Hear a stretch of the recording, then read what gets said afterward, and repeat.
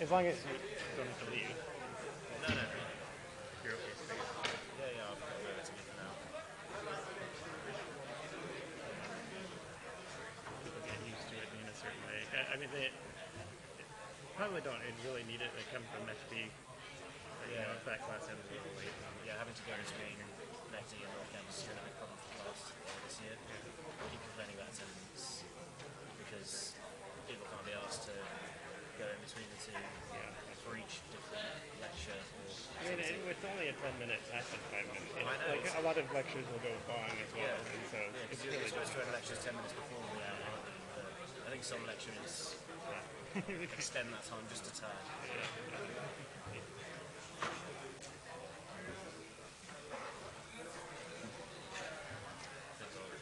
you want to take my mask off to speak to the microphone, or would you rather I get to that? fine. Hello everyone. Just a quick thing before your lecture starts. My name's Harrison. I'm one of the coordinators for Mechanical Engineering Pass. And tomorrow we're going to be hosting the MACE quiz in the Sackville building, just over the road there. It's a really fun night. We hold these quizzes once a semester.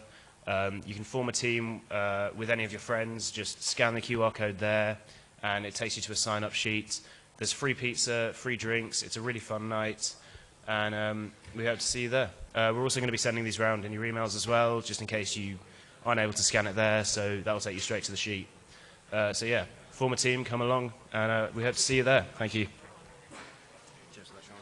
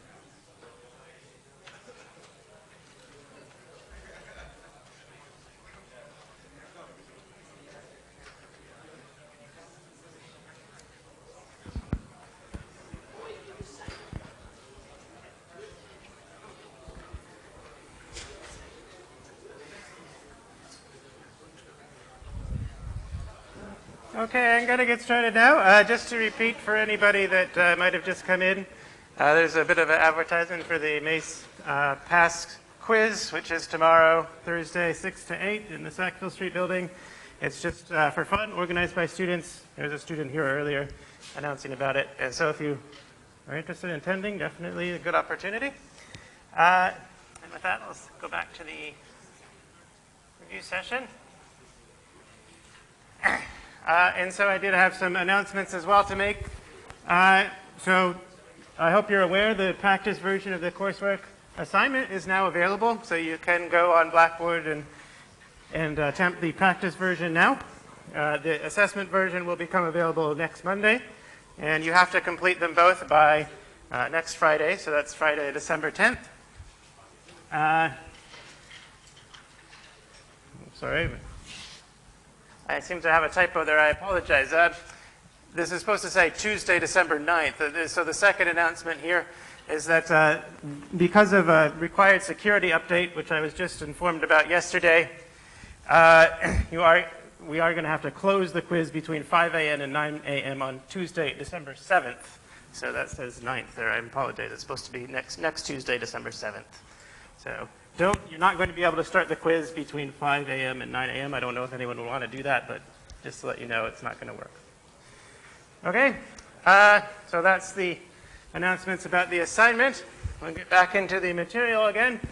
So we're studying ODEs, ordinary differential equations, and this first slide was also a review from last time, and I'm just reminding you about separable equations. So separable ODEs are ODEs in the form in the top equation. And we can solve them by separating out the variables y and x, the independent and dependent variables, to the two sides of the equation, and then integrating as shown at the bottom. And so I'm reminding you of this because I want to do another example. So this will be a warm-up for the rest of the ODE problems. I want to find a general solution for this ODE, which is shown here. It is separable. And I'll ask you to work this out on your own. So you should be able to sign into the Slido poll now, and I'll get it started. Take a minute or two to try to work out the general solution for this ODE.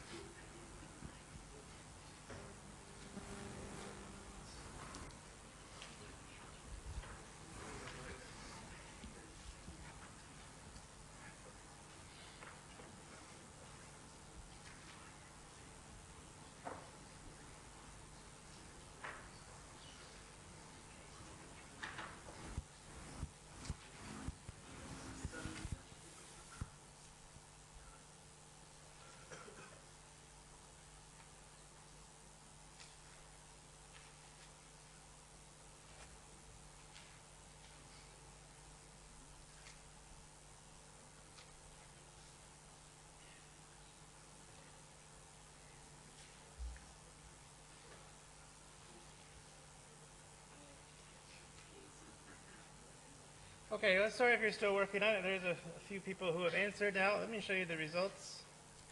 So the most popular answer is option 3, followed by option 1, and a few people are thinking option 4. In fact, the correct answer on this is option 1, the first choice. And so I definitely want to go over it because it seems there's some confusion here. So this is a separable equation. We're going to use separation of variables in order to find the general solution. So you can see the equation, the ODE on the sides. It is e to the x y prime equals y squared. And the way it's written down here, it hasn't been separated. So note that y is the dependent variable, x is the independent variable, and we have y on the right and x on the left, or the e to the x on the left. We need to move all the y, the dependent variable, terms to the left-hand side of the equation. And so we divide by y squared in order to do that.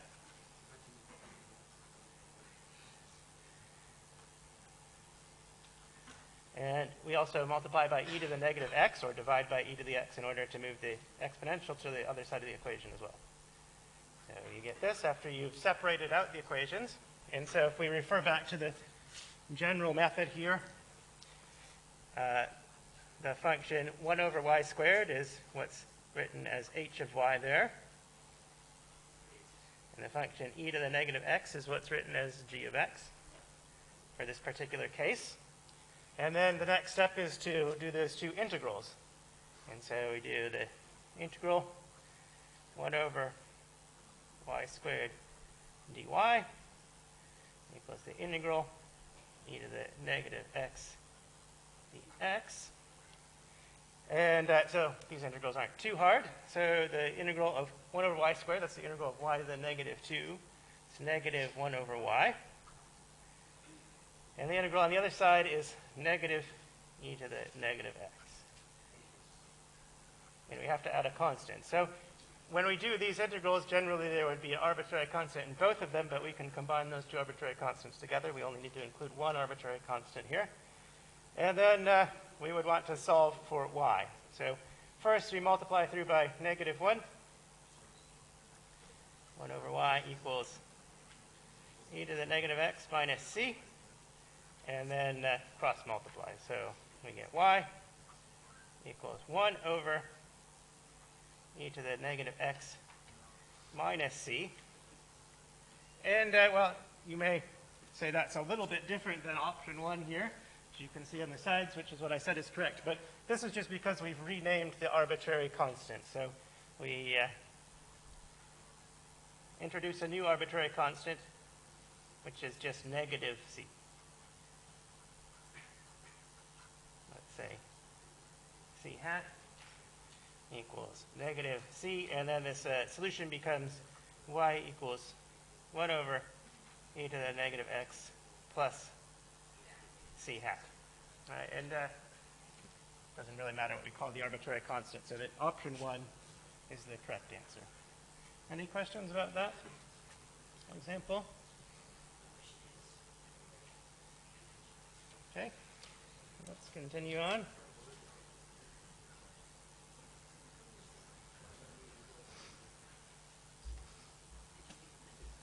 All right, so this was the example of the first method of solving ODEs we looked at. Now we're going to look at the second method, which is a method that applies to what we called homogeneous equations. And here you have to be careful because, as I said in the last review session and also in the videos, there is two different meanings of the word homogeneous in ODEs. This is the second meaning. So the first meaning I covered last time is about linear equations when the right-hand side is 0. The meaning of the homogeneous equations here is the equations that are exactly of this form. You can write y prime, the derivative of y, equal to a function of y over x. So some function of y divided by x. This is what we call homogeneous equations. It's different than the linear homogeneous equations we went over last time and also in the videos. And so for equations in this form, these homogeneous equations, we can make a change of the dependent variable. So rather than solving for y, we solve for a different dependent variable, v, which is equal to y divided by x. I mean, this is natural because the right-hand side is a function of y divided by x, and so we make the substitution and just say that's the new dependent variable. And when we make this substitution, you can see that x times v equals y. And in order to substitute this into the differential equation, we need to have a relationship between the derivative of y and the derivative of v. And you can calculate that just by using the product rule on the left-hand side. Take the derivative of x times v, that's x times v prime plus v, and that equals y prime. And so then we substitute that into the differential equation at the top, and it becomes x times v prime plus v equals f of v. So we've just substituted in the equation for y prime and the equation for v into the ODE at the top, and we're going to solve for v then instead. And the one thing that you can note is that this equation is always separable. Right? No matter what capital F is, you can always separate out the dependence on the dependent variable to one side and the independent variable to the other side. You may or may not be able to do the resulting integral, but you can always separate that out in this way. The equation is always separable. All right, and so let's look at a problem involving a homogeneous equation. So here we have a homogeneous equation. It's not quite written in the form of y prime equals f of y over x, but I'm asking you to put it into that form and say, once we've made the substitution, which one of these options is the correct ODE that we get for v.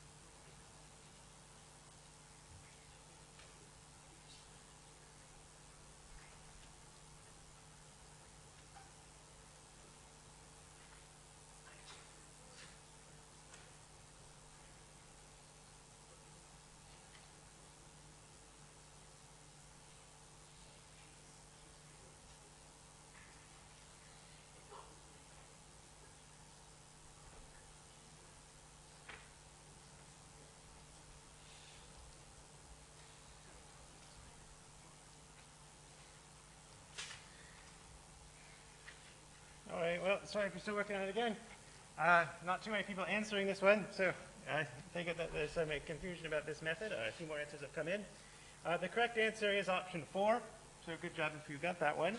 Let me go over how that works. And so we have this ODE. Y prime equals y over x plus y. The first step is to put it into the general form. So write it as y prime equals a function of y over x, like on the slide that you can see on the sides. And the way we can do that is divide the numerator and denominator by x, in this case. So when we divide the numerator by x, you get y over x.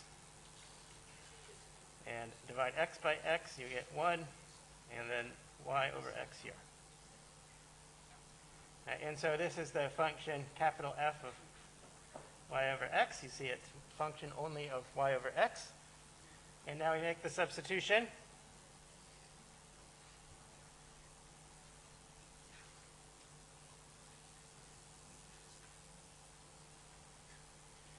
V, which is y divided by x.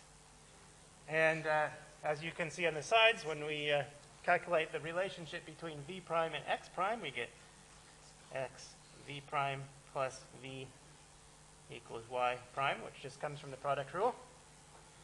And so we plug that into this equation. Y prime is x v prime plus v. And here on the right we have f of v, or we just replace y over x by v.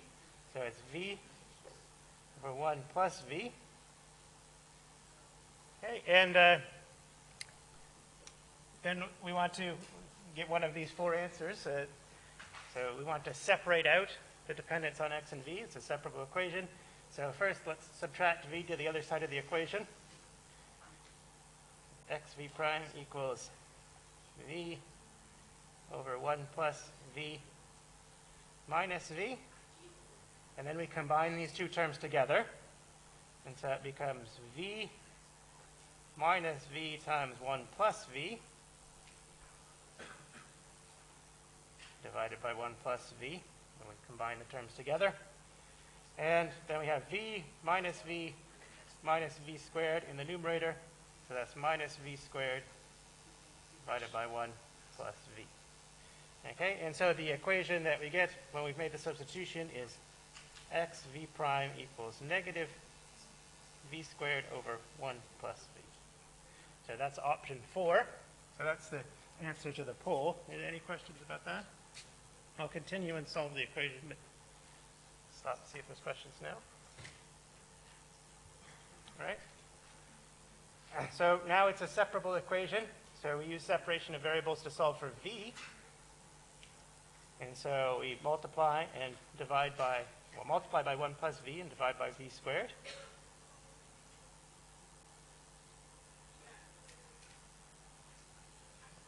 And then divide by x, move the x to the other side. And so once we've separated it out, we get this. And now we integrate the functions on both sides, as in separation of variables. So we integrate this function on the left, 1 plus v over v squared with respect to v, and integrate 1 over x with respect to x. And, well, at first glance, you might think this one on the left is difficult, but actually you can separate this up into two terms. So it's 1 over v squared plus 1 over v, and you can find the integrals of both of those. And so we have the integral of 1 over v squared plus 1 over v equals, and then the integral of 1 over x. This is one that you have to remember is the natural log of the modulus of x plus an arbitrary constant c. Okay, and then let's do the integrals on the left side. So we get the integral of 1 over v squared is negative 1 over v.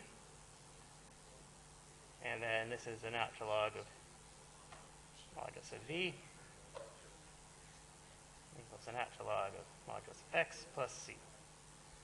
Okay, and so we get this formula, a relationship between v and x.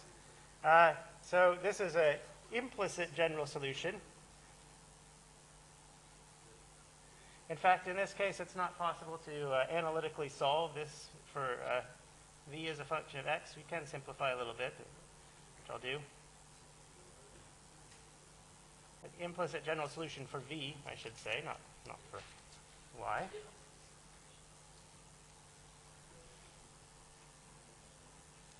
But we can manipulate it a bit further to make it a bit simpler.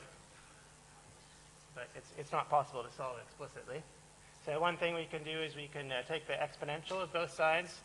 And so when we do that, we get e to the negative 1 over v times e to the natural log of v, modulus of v, which is modulus of v, equals modulus of x times e to the c. All right, and oftentimes we introduce a new constant here, which is a equals e to the c, in order to make this look a little simpler. So we change the arbitrary constant. Change it to a equal e to the c. And actually we have these absolute values or moduluses here, and so add a plus or minus here as well. So when we get rid of the absolute values, it becomes plus or minus. The one side is equal to either plus or minus the other side, and so absorb those pluses and minuses into the arbitrary constant. Okay, and so we introduce that new constant and get rid of the absolute values. We have e to the negative 1 over v times v equals a times x. Okay? And I realize I made a mistake. Maybe someone noticed. Does anybody notice? I forgot a negative sign at some point. Sorry about this. This negative sign here seems to have disappeared. So we just add a negative sign throughout here, negative. And when we take the exponential, this is x to the negative 1. Sorry about that. Any questions about that correction? Sorry. Okay. And so this is that x to the negative 1 as well here. All right. And so then let's remember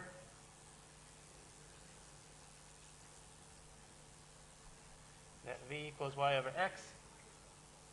And so we wanted to solve for y, so we substitute that back in finally and get an equation that relates y and x. So we have e to the negative x over y times y over x equals a over x.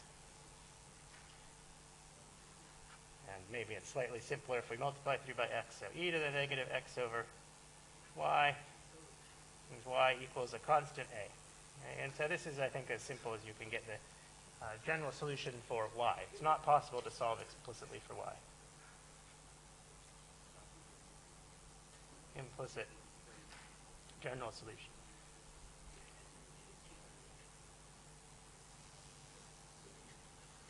All right. Any questions?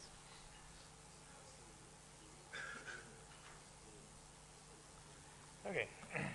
Continue on then.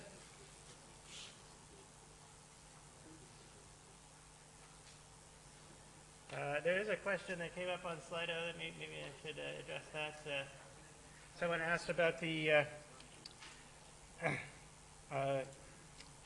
this equation here. So x times v prime plus v equal y prime. So that's what the relationship between the derivative of y and the derivative of x. And so this is I can stop and explain this quickly. So v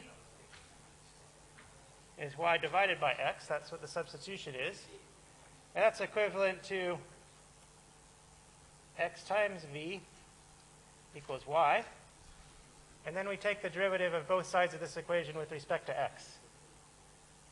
So take derivative.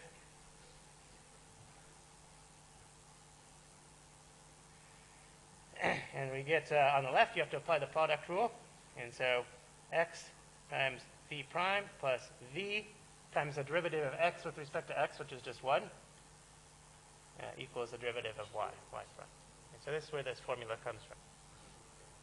The relationship between x and y, we just differentiate that. Any other questions? Let's clear it up.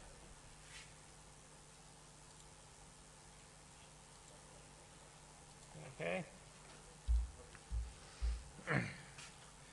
So that was the second method of solving ODEs that we look at. Now on to the third method, which is the method of integrating factors. And so the method of integrating factors is a method that can be applied to first-order linear ODEs. So the general first-order linear ODE is one that's on the screen there. So you might actually say, in general, there's also a coefficient in front of the derivative, but we assume that we've divided by that coefficient in front of the derivative. And so the coefficient in front of y prime is equal to 1. And so we always make that assumption when we're starting with integrating factors. So the first step, if you're applying the method of integrating factors, is to divide by the coefficient of the derivative term, to put it in this particular form. Okay, and so then we introduce what's called the integrating factor, which I write as I. So it's a function of the independent variable x, and it's e to the integral of p. So you take the coefficient p, find the integral of that, and raise e to that power. And the point of the integrating factor is that when you take the derivative of the integrating factor, it's p times I. So the derivative of I is p times I. And so when we multiply the equation by the integrating factor, the left-hand side, by the product rule, becomes the derivative of I times y. Now, if you think about what the ddx of I times y is, it's applying the product rule, I times y prime, plus I prime times y, and the derivative of I prime is I times p. So that's the significance of the integrating factor. It allows us to write the left-hand side of the equation as an exact derivative of the integrating factor times y. Right, and so then, once we have this equation here, ddx of I times y equals I times f, we could integrate that and solve for y. So we integrate both sides of the previous equation here, and then we can divide by the integrating factor again in order to solve for y. And so this gives us a general solution for a linear equation. So provided that you're able to do these integrals, then you can always apply this method and get an explicit solution for y. You have to be able to calculate the integrating factor and then also the integral of I times f. All right, let's look at an example of applying this method. So here we have a linear equation. The coefficient of the first derivative term is 1, so we've already divided by that if there was any. And so ask you to find what is the integrating factor in this case.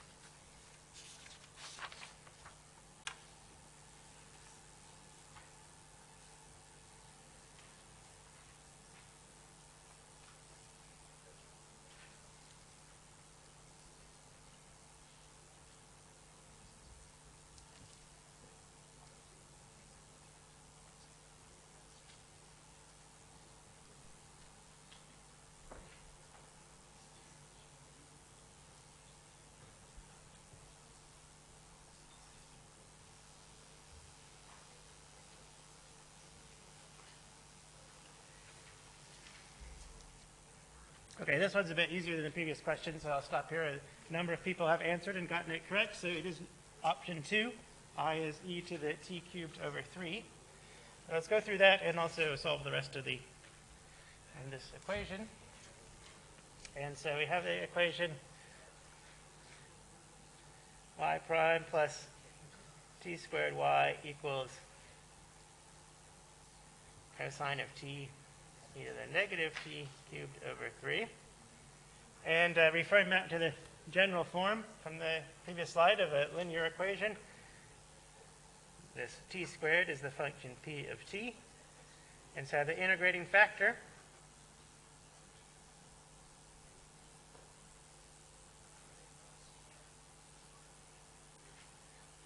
is I equals e to the integral of p of t, which is t squared in this case, and that's t cubed over 3. So e to the t cubed over 3. Okay, and so then we multiply this ODE through by the integrating factor. On the left we have e to the t cubed over 3 times y prime plus t squared e to the t cubed over 3 y equals cosine of t. I set it up so that the integral on the right is easy, because we just have the inverse of the integrating factor. All right, and the key point of the integrating factor is that the left-hand side here is now the derivative of the integrating factor times y.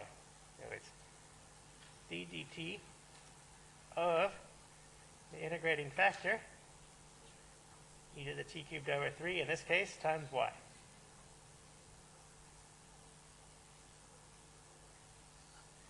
And so this is the magic step that I think confuses people. And the reason that this works is because of the product rule. So you take the derivative of this product using the product rule. You have e to the t cubed over 3 times y prime, that's the first term, plus the derivative of the integrating factor times y, and that's the second term, because the derivative of the integrating factor is t squared times e to the t cubed over 3. So the fact that the derivative of the integrating factor is this coefficient here is the reason why this method works. All right, and now we integrate.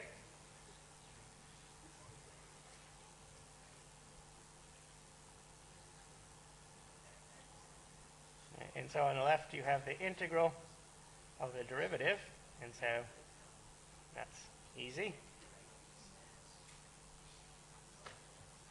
And on the right you have the integral of cosine of t, which we know is negative sine of t, plus the constant. Okay, and so,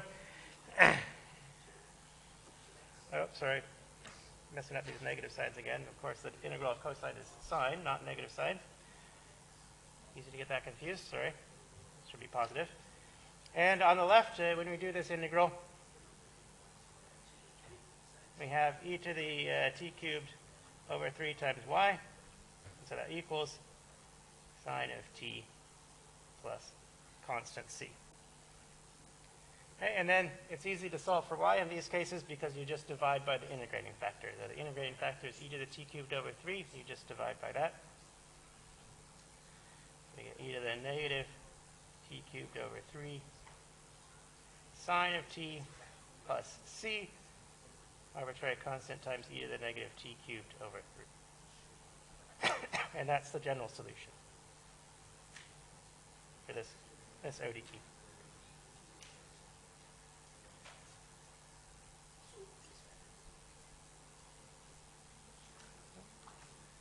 Any questions?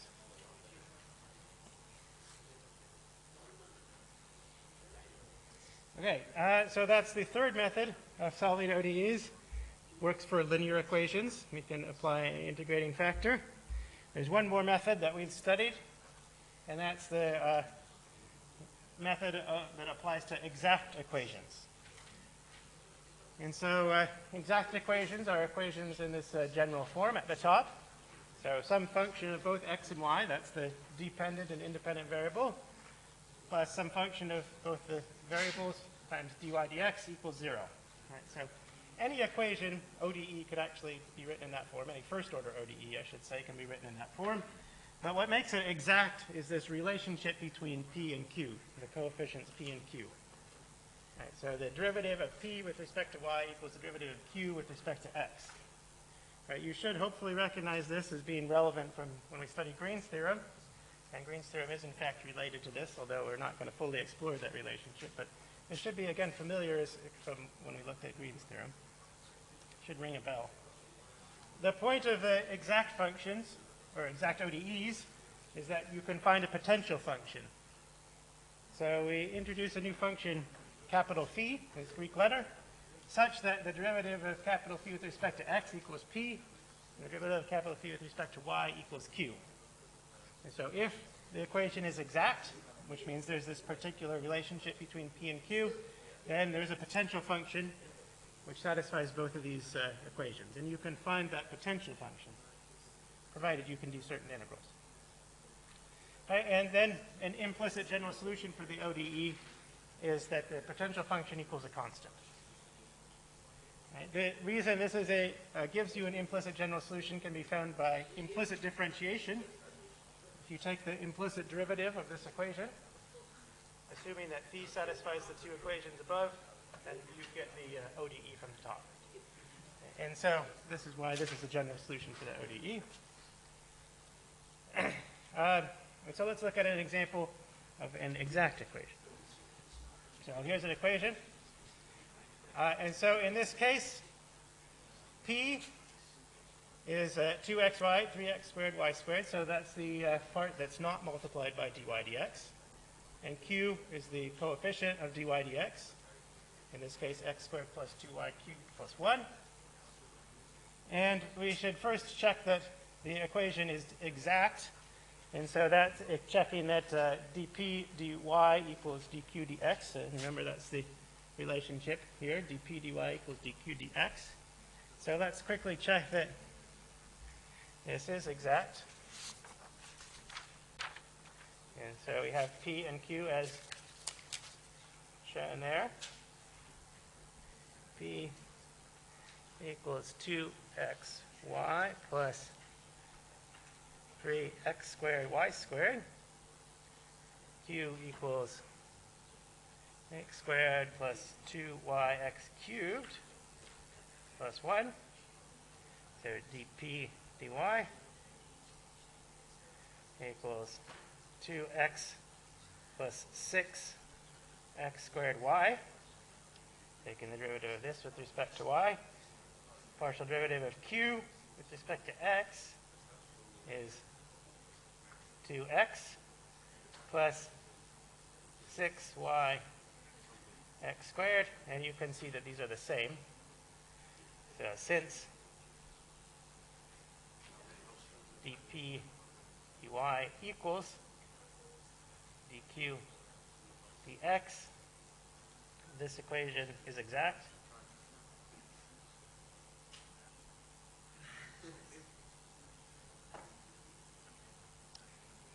And we can apply the method that we can find a potential function and then find an implicit general solution from that. And so I'll ask you to do the first step in this, finding the potential function. You can find the potential function either by trying to solve the equation d phi dx equals p or d phi dy equals q first. But in this case, let's try to integrate the equation d phi dx equals p and get one of these formulas for the potential function.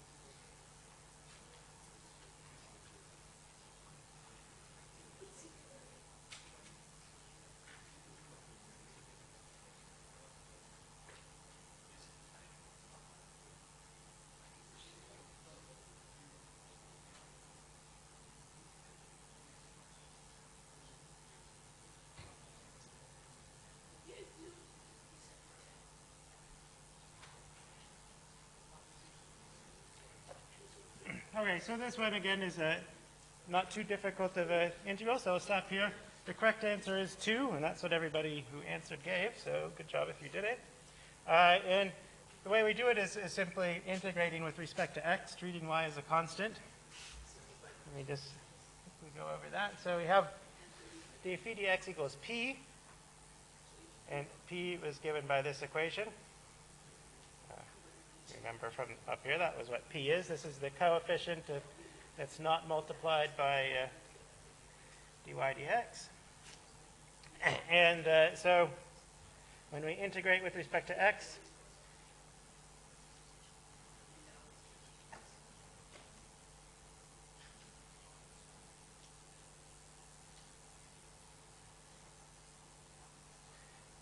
we get that the potential function phi, a function of both x and y, is the first term gives us x squared times y when we integrate with respect to x. The second term gives us x cubed times y squared.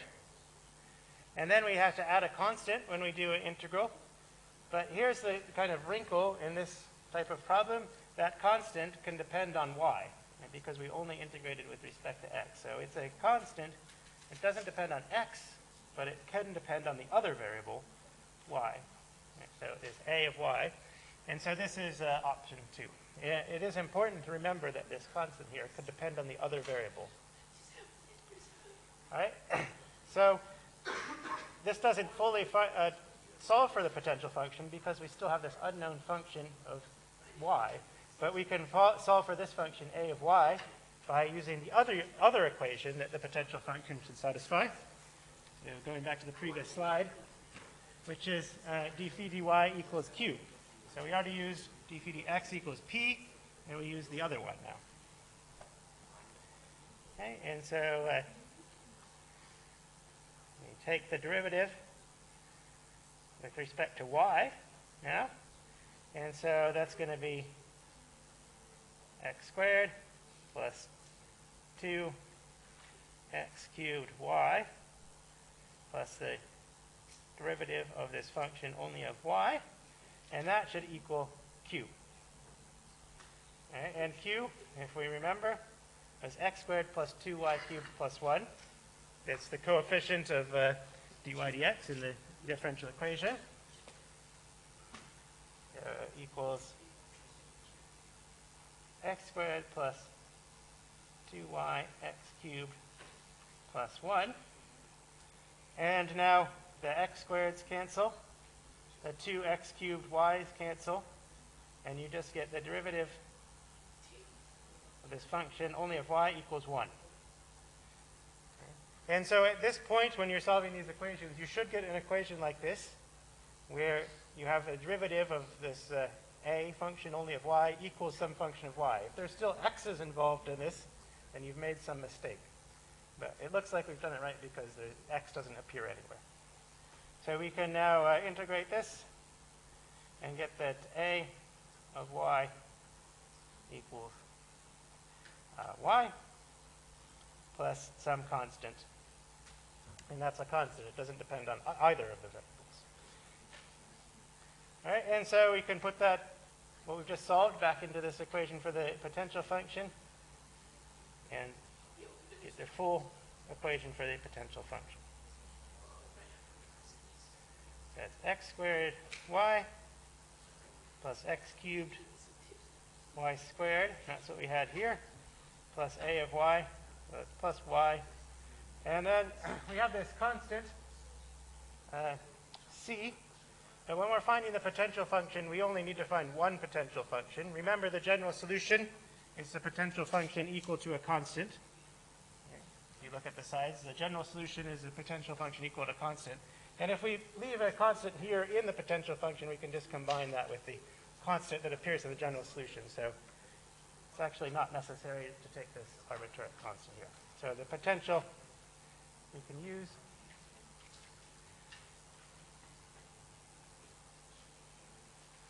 is phi of x and y equal x squared y plus x cubed y squared plus y. And then the general solution is what we get when we set this equal to a constant. That's an implicit general solution.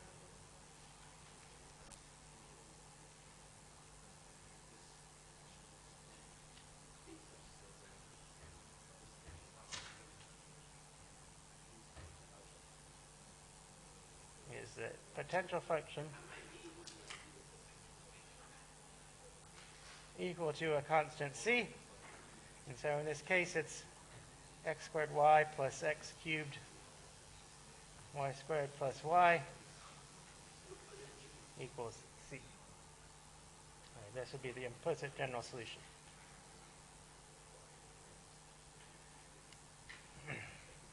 Any questions? Yeah? Because we only need a single potential function. So the general solution, so we can take any potential function, any function that satisfies these two equations. Right? d phi dx equals p and d phi dy equals q. And from what we did, any function in this form where c is any constant will satisfy those equations. So you might as well just choose c equals 0 here. And you get one potential function that satisfies those equations. then the general solution is this potential function equal a constant C. And so another way to think of it is that you combine the constant that might have appeared here with the constant that appears here. You combine those two constants together. It's another way to think of it. All right, any other questions? Okay. Just to point out, I think I'll stop here, but just to point out, you can actually solve this equation for y by using the quadratic formula. So this is an implicit general solution, but it's also a quadratic equation for y. And so you can write down the quadratic formula and write down an explicit general solution if you want. All right. See you next time.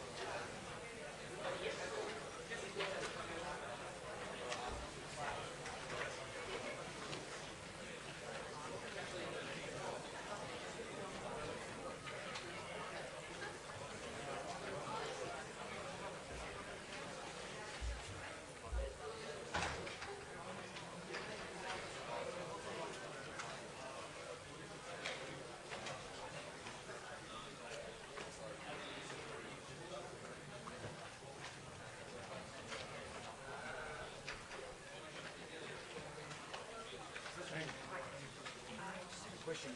It was about the last example, right? That we had a function, and we can use a quadratic equation to isolate y and solve for y.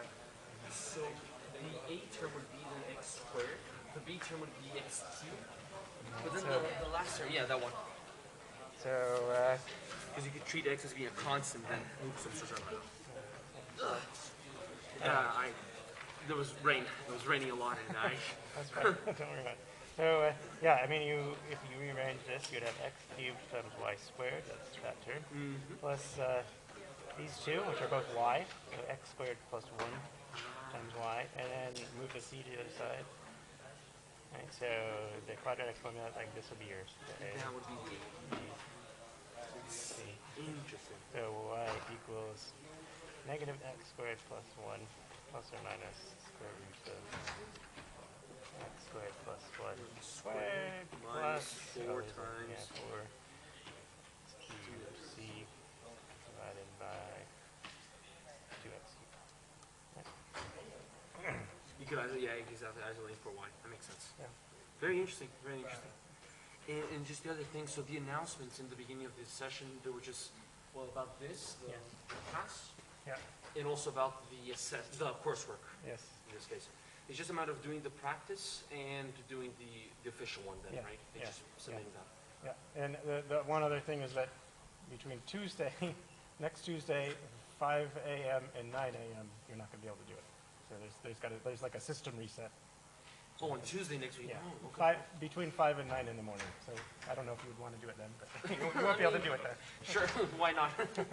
Okay, Yeah. fair enough. Thank you so much, Professor. See you next week. Hi, Professor. I just got a question about this potential function. Like, Yes. how do you derive this relation between the partial derivative of this potential function with respect to x equals p and y? So the idea is that if such a function exists, then a solution is given by this formula. And I mentioned this, but I didn't really explain it. So the formula here. So now do implicit differentiation on this. So implicit differentiation. And so with respect to x, so we would have the partial derivative of this